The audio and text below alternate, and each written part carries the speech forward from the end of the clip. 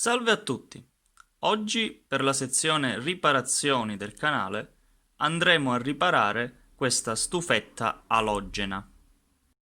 Mi è stata portata qui in laboratorio e il suo difetto, il suo problema è che alcune volte si accende e che alcune volte non si accende, quindi come se all'interno ci fosse qualche falso contatto. Ora, essendo che questo tipo di dispositivi è davvero molto semplice, ovvero si compone semplicemente di resistenze, pulsanti e cavi, essendo che le resistenze si vedono anche ad occhio, sembrano essere integre, il problema potrebbe essere o nei pulsanti o nei cavi. Infatti mi è già capitato parecchie volte di trovare in questo tipo di dispositivo cavi squagliati a causa dell'elevato calore che producono queste resistenze a incandescenza. Quindi banalmente quello che dovrò fare sarà aprire la stufetta e cercare dove è avvenuta l'interruzione. Molto bene, quindi adesso inizio la riparazione e ci rivediamo appena trovo il problema. Ho aperto la stufetta e non ci è voluto molto prima che individuassi il problema, ovvero si vede chiaramente che il pulsante di accensione è totalmente distrutto. In pratica si è proprio squagliato, quindi si tira fuori proprio il contatto. E, e quindi quando si connette la presa alla corrente, quello che succedeva è che piccoli movimenti facevano accendere e spegnere le resistenze. Ora, per risolvere questo problema c'è bisogno di un pulsante di ricambio, ma io non ce l'ho, e quindi analizzando come è fatto all'interno, in pratica abbiamo il pulsante di accensione, il pulsante di media potenza e il pulsante che fa ruotare la stufetta.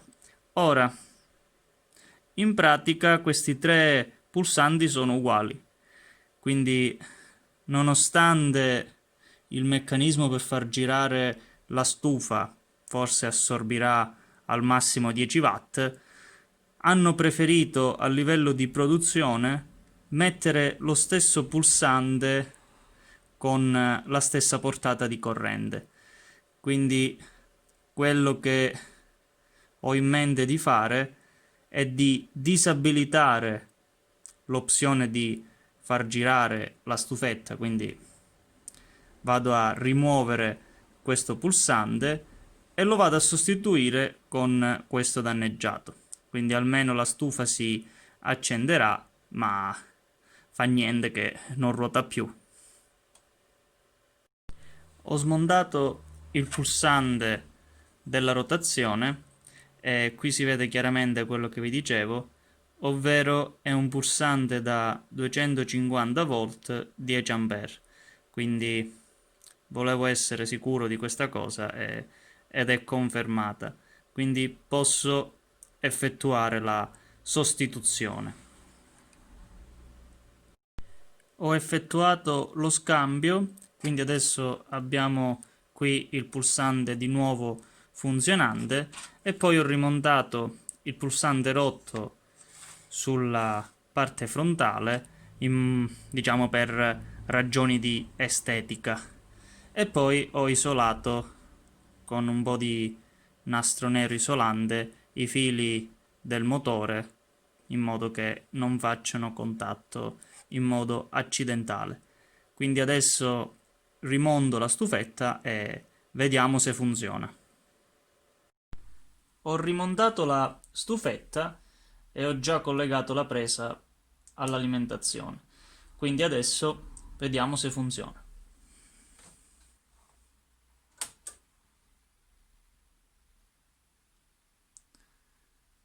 Ecco qui. Adesso funziona di nuovo. Devo dire che rispetto alle altre che si vedono in giro, questa è abbastanza carina. È abbastanza di design, con queste resistenze a volte ad aspirale.